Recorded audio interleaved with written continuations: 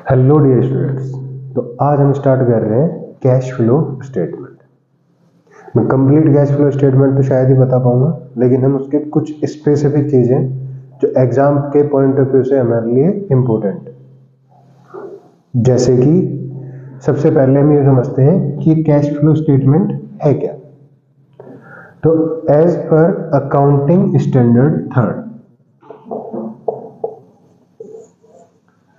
किसके थ्रू? Accounting standard third क्या करता है? इसको प्रिस्क्राइब करता है, और इसमें हम हमारे पूरे बिजनेस के अंदर कैश के इनफ्लो और आउटफ्लो को क्या करते हैं? कैलकुलेट करते हैं। कितना पैसा गया और कितना पैसा आया। सर ये बात तो कैश बुक भी बता देती है हमें कि हमारे पास कितनी रिसिप्ट आई है, कितनी पेमेंट आई है, लेकिन कैश फ्लो तुम्हें हेल्प करता है हमारी डिफरेंट एक्टिविटीज से कैश फ्लो को उसकी कैश की जो भी ट्रांजेक्शंस होती है उनको डिफाइन करने, उनको असर्टेन करने।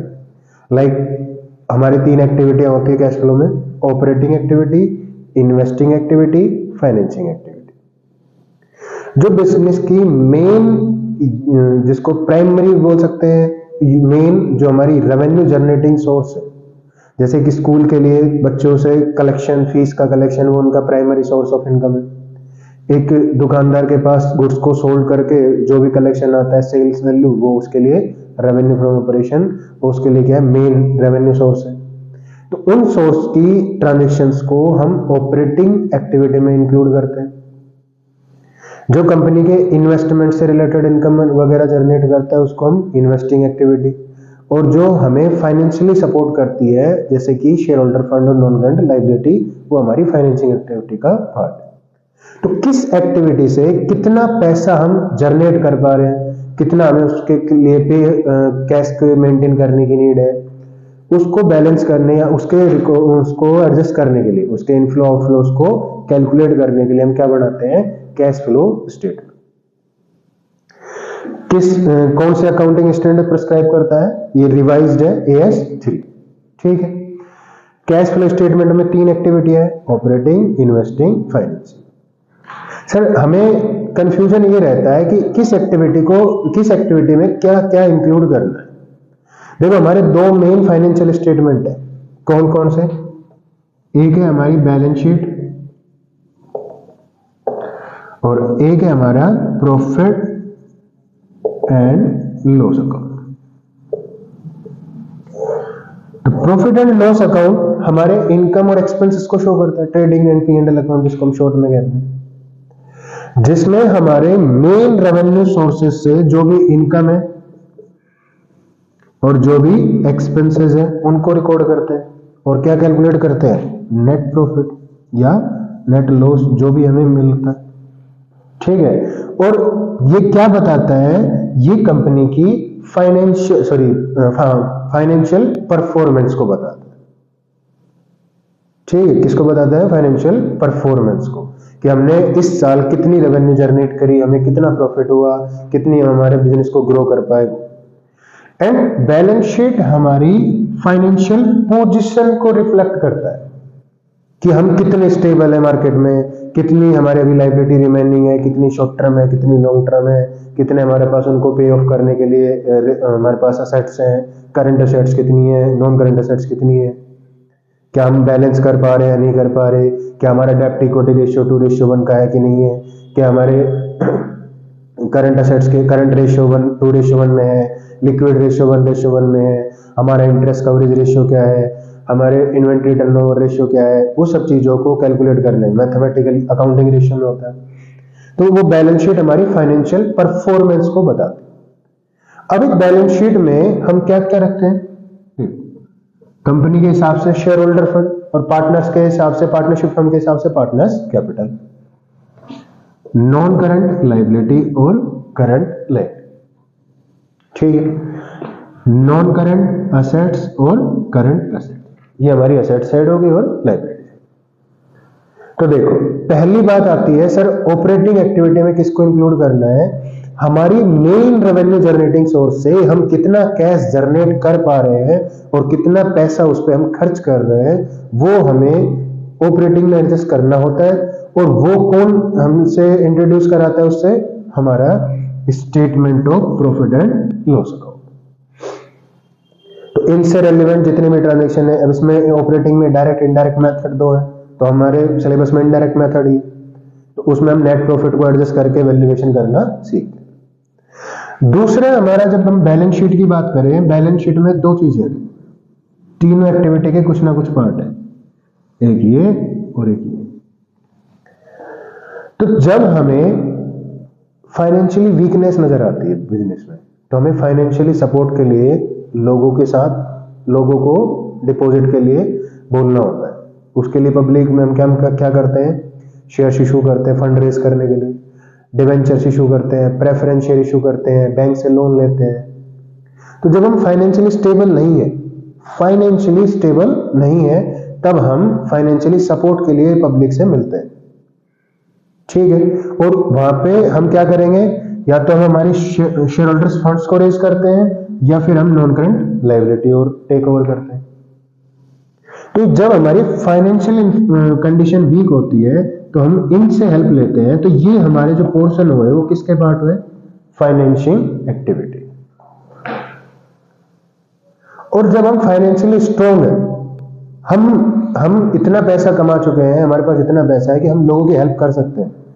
तो कोई कंपनी अगर शेयर इशू करेगी तो हम उसके शेयर्स खरीद लेंगे, पैसे दे देंगे उसको। डिवेंचर, कोई दोस्त आया लोन दे दिया, ठीक है। तो जब हम फाइनेंशियली स्टेबल होते हैं, अच्छा खासा पैसा अर्न कर रहे होते हैं, हमारे पास अच्छी खासी वेल्थ हो जाती है, तो हम उन पैसे को जगह जगह पार्टली पोर्शन में क्या करते हैं? इन्वेस्ट करते हैं। जैसे लोग गोल्ड में इन्वेस्ट कर रहे हैं, सिल्वर में इन्वेस्ट कर रहे हैं, प्लान खरीद लिए, डिवेंचर्स खरीद लिए, इन्वेस्टमेंट कर दी, मार्केटेबल सिक्योरिटीज में एफडी करवा दी, ठीक है। तो ये सब हमारी क्या है? हम जो भी एक घर में हम रहते हैं, हमने एक और खरीदा, किस मोटिव? क्या मोटिव होता है? Investment motive. हमारे पास 2 प्लॉट थे, हमने और 2 खरीदे, इन्वेस्टिंग मोटिव। भाई ज्वेलरी, अगर हमने ज्वेलरी खरीदी तो सर हम यूज करेंगे, लेकिन अगर हमने उसका गोल्ड का बिस्किट खरीदा, लेकिन फाइनली फैमिली का जो मेन वो होता है ऑब्जेक्ट कि हम किस उद्देश्य से वो सोना खरीद रहे हैं, इन्वेस्टमेंट, ठीक है। तो वो जब भी हमारे पास एक फाइनेंशियली स्टेबिलिटी होती है और उसके ऊपर जब हम क्रॉस करते हैं, तो हम इन्वेस्टमेंट करना स्टार्ट कर देते हैं, ठीक है। तो हमने जितने भी हमारी नॉन करंट एसेट्स खरीद रखी है, plant, land and building, investment, non current investment, machinery, ठीक है, ये सब चीजें हमारी किसका पार्ट हो जाएंगी? नॉन करंट एसेट्स का। तो हम इन्वेस्ट कब करते हैं? जब हमारे पास अच्छा खासा पैसा होता है। और कहाँ इन्वेस्ट करते हैं? नॉन करंट एसेट्स, बिल्डिंग्स में, प्लॉट्स में, वेयर हाउस में, ठीक है, और भी फैक्ट्री इंस्टॉलेशन में, किसी को शेयर्स खरीदने में, डिवेंचर्स खरीदने में, लोन प्रोवाइड कराने में, ठीक है। और बच गए जो करंट लायबिलिटी और करंट एसेट्स, ये दोनों हमारे ऑपरेटिंग एक्टिविटी के हिस्से, जिसको हम वर्किंग कैपिटल के बाद एडजस्ट करते हैं। तो ये आपको क्लियर होगी इतनी सी बात। मैंने तुम्हें बताया है कि हम बैलेंस शीट और P&L स्टेटमेंट को कहां कहां यूटिलाइज कर सकते हैं। तो हमारे share holder fund and non current liability except reserves, उनको हम कहां यूज करेंगे? हमारे फाइनेंसिंग एक्टिविटी में। नॉन करंट लायबिलिटी को, नॉन करंट एसेट्स को हम कहां एडजस्ट करेंगे? इन्वेस्टिंग एक्टिविटी में। Current liability and current assets हमारे किसके हिस्से हैं? ऑपरेटिंग एक्टिविटी के। और P&L भी ऑपरेटिंग एक्टिविटी से ही के लिए ही क्या दिया जाता है, वो रेलेवेंट होता है, उससे रिलेटेड ही वो हमें गिवन। क्लियर? तो अब हम बात करते हैं हमारी इन्वेस्टिंग एक्टिविटी। तो इन्वेस्टिंग एक्टिविटी में हमने बात की थी कि जो नॉन करंट एसेट से रेलेवेंट ट्रांजेक्शन होंगे ना, वो ही हमें क्या करनी है? यहाँ पे इंक्लूड कर।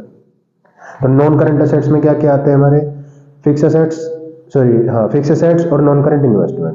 फिक्स एसेट्स में टेंजिबल और इनटेंजिबल, जैसे कि land and building tangible, machinery, furniture, ये इन्वेस्टमेंट कैसी है? टेंजिबल एसेट्स है। गुडविल, पेटेंट, कॉपीराइट, ट्रेडमार्क्स, ठीक है, ये सब हमारे लिए क्या है? Intangible assets. तो उस एक्टिविटी के दौरान हमें क्या क्या करना है? देखो, ये हमारे इन्वेस्टिंग एक्टिविटी का फॉर्मेट है, जिसमें हम एक पार्टिकुलर पोर्शन बनाएंगे और एक अमाउंट, और उसमें भी 2 चीजें इंक्लूड करते हैं। फर्स्ट, इनफ्लो और सेकंड आउटफ्लोज। इनफ्लो का मीनिंग है कि कितना पैसा आ रहा है और आउटफ्लो का मतलब है कितना पैसा जा रहा है। ठीक है, तो कौन कौन से सोर्सेज हैं जहां से मुझे पैसे मिल सकते हैं, और वो भी कौन से बैलेंस शीट के पोर्शन से, नॉन करंट असेट्स से। तो नॉन करंट असेट्स में से अगर मैं सेल कर दूं मेरी कुछ फिक्स असेट्स तो भी मुझे पैसा रिसीव होगा। पुराना फर्नीचर बेच दिया, पुराने ट्रांसपोर्ट्स के जो इक्विपमेंट थे, कोई व्हीकल था वो बेच दिया, सोल्ड आउट कर दिया, लैंड प्रॉपर्टी बेच दी, तो ये हमारे लिए क्या हो गया, सेल ऑफ फिक्स असेट्स। तो उसके फिक्स असेट्स के सेल करने से हमें रेवेन्यू रिसीव, मतलब पैसा मनी रिसीव होगा कैश में। ठीक है, तो वो हमारे लिए क्या हो जाएगा, इनफ्लो का पार्ट हो जाएगा। अगर हम इन्वेस्टमेंट की बात करें, जो हमारी नॉन करंट इन्वेस्टमेंट है, हमारी नॉन करंट असेट्स मानी जाती है, long term investment non current assets मानी जाती है, अगर उनको भी सेल करेंगे तो भी रेवेन्यू रिसीव होगी। ठीक है, और ये इन्वेस्टमेंट में अगर हमने कोई शेयर्स खरीद रखे, हमारी इन्वेस्टमेंट किसमें है, कंपनी के किसी दूसरी कंपनी के शेयर्स में, इक्विटी में, प्रेफरेंस में, तो उन कंपनियों से हमें क्या रिसीव होगा, डिविडेंड। जैसे हम पे आउट करते हैं हमारी फाइनेंसिंग एक्टिविटी के दौरान, तो वैसे ही हमें जो डिविडेंड रिसीव होगा वो हमारे लिए किसका हिस्सा होगा, इनफ्लो का हिस्सा होगा। अगर हमारी इन्वेस्टमेंट शेयर्स के अलावा डिवेंचर्स में है, लोन में है, ठीक है, तो हमें जो रेवेन्यू जनरेट होगी वो हमारी कौन सी रेवेन्यू कहलाएगी, इंटरेस्ट रिसीव, क्योंकि डिवेंचर और लोन के अगेंस्ट हमें क्या रिसीव होता है, इंटरेस्ट। अगर हमारी इन्वेस्टमेंट किसी बिल्डिंग में है, ठीक है, और उस बिल्डिंग को हम रेंट पर से लेट आउट कर देते हैं कॉमर्शियल यूज के लिए, हमने खरीदी थी, कॉमर्शियल यूज के लिए हमने खरीदी थी, लेकिन अभी यूज ना होने की वजह से हमने उसको किराए पे दे दिया, लेट आउट कर दिया, तो उससे जो भी हमें वो रेंट रिसीव होगा, जो भी हमें रेवेन्यू रिसीव होगी, वो भी हमारे लिए किसमें अकाउंट की जाएगी, इनफ्लो में। पैसा रिसीव हो रहा है और कहां से हो रहा है, हमारे इन्वेस्टमेंट से, जहां जहां जिस जिस बिजनेस में हमने इन्वेस्ट कर रखा है। उसके अलावा हम किसी की हेल्प करते हैं, ब्रोकर वगैरह बन के किसी की कोई डील करा दी, या हमें किसी भी तरह का कोई कमीशन मिला, तो वो कमीशन रिसीव भी हमारे लिए किसमें काउंट किया जाएगा। देखो, ये नॉन ट्रेडिंग कमीशन है, जो हमारे व्यापार से रिलेटेड नहीं है। हमने कोई और डील कराई थी किसी भी तरीके से, कोई थर्ड पार्टी थी, उससे एक प्लॉट की डील कराई, 2% कमीशन, तो ये हमारी ऑपरेटिंग का हिस्सा नहीं है। मेरा काम है स्कूल या ट्यूशन पढ़ाना, उससे रेवेन्यू जनरेट होते हैं मेन, लेकिन मैं उसके अलावा शेयर्स में पैसे इन्वेस्ट करके, रेंट पे बिल्डिंग, लैंड एंड बिल्डिंग्स को रेंट पे रिसीव करके कि भाई मैं लेट आउट करता हूँ, उससे रेवेन्यू रिसीव, तो वो हमारे लिए किसके पार्ट हो जाएंगे, सारे इनफ्लोज। अब आ रही आती है हमारे आउटफ्लो, हमें उनको क्या करना होता है, लेस करना होता है, आउटफ्लो कैश के। पहला आउटफ्लो का रीजन, जैसे हमने असेट्स को सोल्ड करा तो पैसे आए, लेकिन अगर मैं कुछ रिप्लेस करूंगा तो नई असेट्स भी खरीदूंगा, तो उसमें पैसे चले जाएंगे। तो सेल की जगह तो हमने क्या इंक्लूड कर दिया, परचेज ऑफ फिक्स असेट्स। ऐसे ही purchase of investment, purchase of share, debentures, ठीक है, चाहे वो इक्विटी हो चाहे प्रेफरेंस शेयर हो, और भी कोई लैंड एंड बिल्डिंग खरीद लिया, मशीनरी खरीदी, तो ये सब हमारे किसके हिस्से हैं, नॉन करंट असेट्स के, और ये हम क्या कर रहे हैं, इनमें इन्वेस्ट करके पैसा इन्वेस्ट करते हैं, इसलिए ये हमारे इन्वेस्टिंग एक्टिविटी के क्या माने जाएंगे, आउटफ्लो, बिकॉज पैसा जाएगा बिजनेस। ठीक है, और इन आउटफ्लोज को हम ब्रैकेट में ही शो करेंगे, क्योंकि ये हमारे लिए नेगेटिव बैलेंस को रिफ्लेक्ट करते हैं कि इनकी वजह से पैसा गए। क्लियर। और जो लास्ट एट द एंड जो अमाउंट आएगा उसको हम लिखेंगे, अगर हमारा पॉजिटिव आ रहा है तो हम अमाउंट लिखेंगे cash flow from investing activity, और अगर हमारा कैश नेगेटिव आ रहा है कि हमारी जो रिसिप्ट्स है वो कम है और हमारे जो इन्वेस्टमेंट के और आउटफ्लोज है वो ज्यादा है, तो नेगेटिव बैलेंस, तो हम यूज करेंगे कैश फ्लो की बजाय used from, cash use from investing, कि हमने इन्वेस्टिंग एक्टिविटी से में कितना पैसा यूज किया। फॉर्मेट क्लियर हो गया। तो जब हम इन्वेस्टिंग एक्टिविटी में वो sale of fix assets, purchase of fix assets, sale of investment, purchase of investment, जो भी अमाउंट लिखते हैं उसकी कैलकुलेशन कैसे करनी। अगर क्वेश्चन एक स्पेसिफिक इन्वेस्टिंग एक्टिविटी का आता है तो उसमें कुछ इस तरह के ही हमें क्वेश्चंस के कुछ इंफॉर्मेशन मिलेंगी और उनसे क्वेश्चन को सोल्व करना। तो जब हम बात करते हैं पहले एक कंडीशन में कि जब सिर्फ हमारे पास एक फिक्स असेट्स के बैलेंस दे रखे।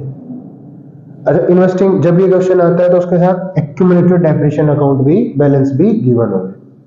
ठीक है, तो पहले हम बात करते हैं कि जब हमें केवल फिक्स असेट्स की कैलकुलेशन करनी है, एडजस्टमेंट करनी है, तो कैसे। देखो, सबसे पहले हम किसका अकाउंट बना रहे हैं? असेट्स का। और जिसका बैलेंस कौन सा होता होगा? Assets always debit balance. इसलिए हमें जो भी बैलेंस स्टार्ट करना है वो कहां से स्टार्ट करना है? डेबिट से। और क्या लिखेंगे? To balance brought down. और जो ब्रॉट डाउन बैलेंस है जनरली कहां खत्म होते हैं? क्रेडिट साइड में बाय बैलेंस कैरी डाउन करके।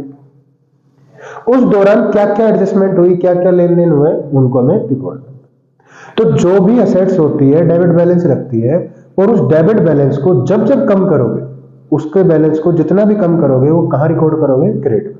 क्योंकि डेबिट को जीरो करने के लिए, कम करने के लिए क्या करना होता है? क्रेडिट। और वो रीजन क्या क्या हो सकते हैं सर? सबसे पहला कि हमारी जो असेट्स होती है ना, फिक्स असेट्स, क्या होती है? डेप्रिशिएट। किसको? एक लैंड जो है उसको छोड़ देते हैं। अगर specific land account land assets है तो उसको रिकॉर्ड, उसका डेप्रिशिएशन नहीं लगता। अगर लैंड एंड बिल्डिंग है तो फिर हम उस पर डेप्रिशिएशन चार्ज करेंगे। तो सबसे पहले एक मेन रीजन यही आता है कि जो हमने असेट्स पर डेप्रिशिएशन लगाया है ना, वो हमारे लिए क्या होगा? क्रेडिट होगा, क्योंकि उसकी वजह से बैलेंस कम होगा। और इसके अलावा अगर हम हमारी असेट्स की वैल्यू को सेल कर देते हैं तो भी बैलेंस कम होता है। तो हम कहां रिकॉर्ड करेंगे? क्रेडिट में बाय बैंक। कितने रुपए से? क्यों लिखेंगे कि हमने असेट्स को क्या करा है? सोल्ड करा है। और अगर इस असेट्स को बेचते हैं, जिस प्राइस में हम इसको बेच रहे हैं, सेल कर रहे हैं, तो अगर कोई लॉस होता है उस असेट्स को बेचते टाइम, तो हम यहाँ पे रिकॉर्ड करेंगे क्रेडिट में by loss on sale of assets. और यही लॉस हमें स्टेटमेंट ऑफ P&L से चार्ज करना होता है। ठीक है, और ये ऑपरेटिंग में भी एडजस्ट होता है। और इसके अलावा जो भी रीजन है कि उससे हमारी असेट्स की वैल्यू बढ़ती है या असेट्स बढ़ती है, तो उसको हम रिकॉर्ड करेंगे डेबिट में। जैसे जनरल केस में तो हमें एक ही रीजन मिलेगा, टू बैंक, बिकॉज हम असेट्स क्या कर सकते हैं? परचेज। भाई अगर असेट्स परचेज करेंगे तो उसके बैलेंस बढ़ जाएंगे, इसलिए वो हमारे डेबिट साइड में रिकॉर्ड होगा। और अगर वैल्यूएशन में चेंज, उसी असेट्स को सोल्ड करते टाइम अगर हमें कोई प्रॉफिट हुआ तो उस प्रॉफिट को भी हम डेबिट में ही रिकॉर्ड करेंगे ऑन सेल ऑफ असेट्स। अब इंटरेस्टिंग पार्ट ये है कि क्वेश्चन में या तो हमें सोल्ड इंफॉर्मेशन मिलेगी और या हमें परचेज की इंफॉर्मेशन मिलेगी। तो जिसमें जो भी मिसिंग होगा वो हमें बैलेंसिंग फिगर से क्या कर लेना होगा? एडजस्ट। सपोज करते हैं क्वेश्चन में कि हमारे पास स्टार्टिंग में 1 लाख रुपए की असेट्स है और एट द एंड हमारे पास वो असेट्स 2,50,000 रुपए से रिकॉर्ड होती है। इन असेट्स पर हमने 80,000 ज्यादा हो जाएगा, 50,000 क्या लगा रखा था? डेप्रिसिएशन। तो डेप्रिसिएशन की वैल्यू में कितना रिकॉर्ड कर देंगे? 50,000। एक असेट्स थी ए असेट्स, जिसकी बुक वैल्यू थी, देखो दो वैल्यू होती है, बुक वैल्यू और कॉस्ट वैल्यू। बुक वैल्यू तो होती है जिसपे हम डेप्रिसिएशन एडजस्ट कर चुके हैं, और कॉस्ट वैल्यू होती है जितने में हमने उसको स्टार्टिंग में खरीदा था, अभी उस पर डेप्रिसिएशन एडजस्ट नहीं हुआ। तो क्वेश्चन में बुक वैल्यू है, जिसकी बुक वैल्यू है 70,000, 70 भी ज्यादा होगा, 30,000, और हमने उसको सोल्ड किया 10,000। ठीक है, तो हमने कितने रुपए की असेट्स बेच दी? 10,000 की, और उससे हमें कितने का लॉस हुआ? भाई बुक वैल्यू 30,000 डेप्रिसिएशन लेस करने के बाद, और उसको हम कितने में बेच रहे हैं? 10,000 में। 30,000 की हमारी मशीन असेट्स है, 10,000 में सोल्ड कर दी तो 20,000 का लॉस, तो लॉस वैल्यू आ जाएगी 20,000। अब हमारे पास मैंने क्या बताया था, एक या तो परचेज वैल्यू मिलेगी या सोल्ड वैल्यू, तो उसमें हमारे पास जो जो गिवन था हमने रिकॉर्ड किया। अब हमारे पास क्रेडिट टोटल ज्यादा है, 250, 50, 30 लाख, 3,30,000, तो हमें बैलेंस शीट के डेबिट में भी कितना रिकॉर्ड करना है? 3,30,000। पहला पॉइंट, या तो हमें लॉस होगा या प्रॉफिट, भैया तो मैं एसेट्स को ज्यादा में बेचूंगा या कम में, एक ही हो सकता है, तो प्रॉफिट तो, क्योंकि लॉस हो चुका है, प्रॉफिट तो हो नहीं सकता। अब डिफरेंस कितना है, 2,30,000 का। तो ये जो 2,30,000 से हमारी एसेट्स वैल्यू बढ़ रही है, वो उसका मतलब है कि हमने एक नई या फिर बहुत सारी एसेट्स ऐसी क्या करी होंगी, परचेज करी। क्लियर हो गई बात? ठीक है, तो ये था हमारा असेट्स अकाउंट, जब सिर्फ और सिर्फ असेट्स अकाउंट गिवन होता है। लेकिन अब जब हमें असेट्स के साथ एक्यूमुलेटेड डेप्रिसिएशन की भी इंफॉर्मेशन गिवन हो, तो हम उसको कैसे एडजस्ट करेंगे? असेट्स का जो एडजस्टमेंट है वो सेम ही रहेगा, बस वो डेप्रिसिएशन वैल्यू कैसे एडजस्ट करनी है उसके लिए तुम्हें सोचना पड़ेगा, सीखना पड़ेगा। देखो, एक्यूमुलेटेड डेप्रिसिएशन बोलूं या प्रोविजन फॉर डेप्रिसिएशन बोलूं, दोनों ही हमारे लिए सेम है। और जो भी प्रोविजन होते हैं वो हमारे कौन सा बैलेंस रिकॉर्ड करते हैं, प्रोविजन लाइक लायबिलिटी, इसलिए उनका बैलेंस होता है क्रेडिट। तो हमेशा एक्यूमुलेटेड डेप्रिसिएशन को कहां से स्टार्ट करोगे, credit side by balance carry down. ठीक है, और ऐसे carry down, credit carry down generally कहां खत्म होते हैं, debit side to balance brought down पे। जो डिफरेंस वैल्यू होगी वो हम इसमें कैरी डाउन ब्रॉट डाउन में रिकॉर्ड कर देंगे। इसमें दो एडजस्टमेंट आती है, हमने कितना डेप्रिसिएशन चार्ज किया पी एंड एल से, तो यहां पे हम लिखेंगे statement of P and L account, जो भी हम डेप्रिसिएशन चार्ज करेंगे हमारी कंप्लीट एसेट्स में। ठीक है, और जो हम असेट्स हमारे बिजनेस से जा रहा है उस पर हमने कितना अब तक डेप्रिसिएशन चार्ज किया हो, उस अमाउंट को हम लिखेंगे टू असेट्स अकाउंट। सर ये क्या लॉजिक है?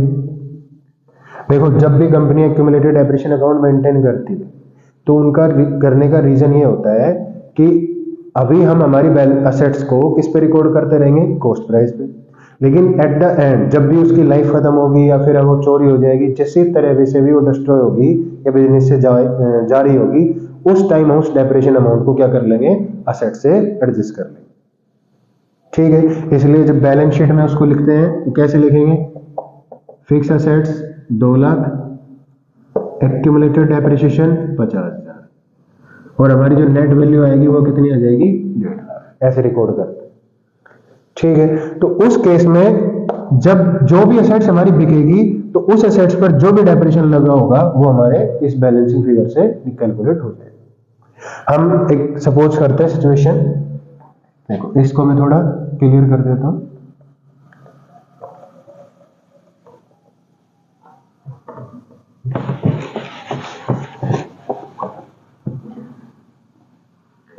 A machine costing rupees 70,000,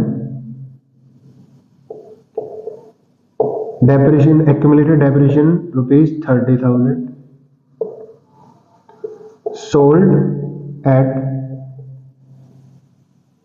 10%, sorry 10% नहीं इसमें, sold at 10,000 profit.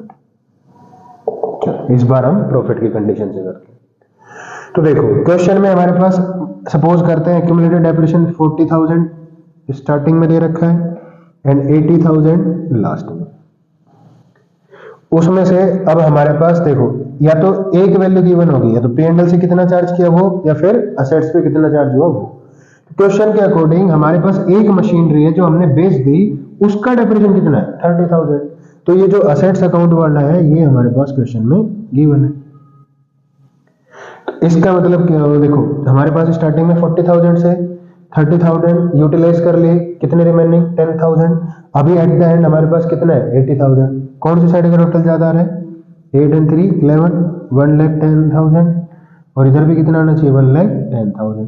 40 minus 30 remaining 10,000 and हमने बैलेंस कितना मेंटेन कर रखा है 80, तो P&L से कितना चार्ज किया होगा 70,000। ठीक है, और ये जो असेट्स बैलेंस है ना, ये हमें कहां ट्रांसफर करना होगा, डेप्रिसिएशन बाय एक्यूमुलेटेड डेप्रिसिएशन के नाम से असेट्स अकाउंट में। कितने रुपए से 30,000। अब हम इसकी सेल वैल्यू निकालते हैं। असेट्स की वैल्यू कितनी है, कॉस्ट है 70,000, लेस किया डेप्रिसिएशन आज तक का 30,000, हमारी बुक वैल्यू आ गई इसकी 40,000, और हमने इसको किस पे, प्रॉफिट पे, कितने 10,000 के प्रॉफिट पे सोल्ड किया। तो 40,000 की वैल्यू को 10,000 के प्रॉफिट पे सोल्ड करेंगे तो क्या कीमत होगी हमारे गुड्स की, असेट्स की, 50,000। तो हमारी सोल्ड वैल्यू आ गई 50,000। अब हमने लास्ट इसमें डिस्कस किया था कि या तो प्रॉफिट होगा या लॉस। इस बार हमारे पास लॉस नहीं है, क्या है, प्रॉफिट। कितने रुपए का, 10,000। और इस डिफरेंस वैल्यू से अब जो वैल्यू गैप आएगा वो बैलेंसिंग फिगर से हमारे लिए क्या होगा, बैंक यानी कि परचेज। क्या क्या आ सकता है देखो, 30, 50 कितना हो गया टोटल, 250, 30 सेम हो गए ये तो, ठीक है। जिसमें से 1,10,000 तो रिमेनिंग कितना आ जाएगा, 1,20,000। 1 2 2 20 2 सॉरी 2,20,000, ठीक है। तो इस तरीके से हम क्या करेंगे, उसकी कैलकुलेशन कर, क्लियर। और जब एक इन्वेस्टिंग एक्टिविटी का एक सिंपल मतलब एक सेपरेट क्वेश्चन आता है तो उसमें ऐसे फॉर्मेट ही हमें मतलब इस तरह की इंफॉर्मेशन गिवन होगी और हमें उसको सोल्व करके प्रेजेंट करना होगा, क्लियर।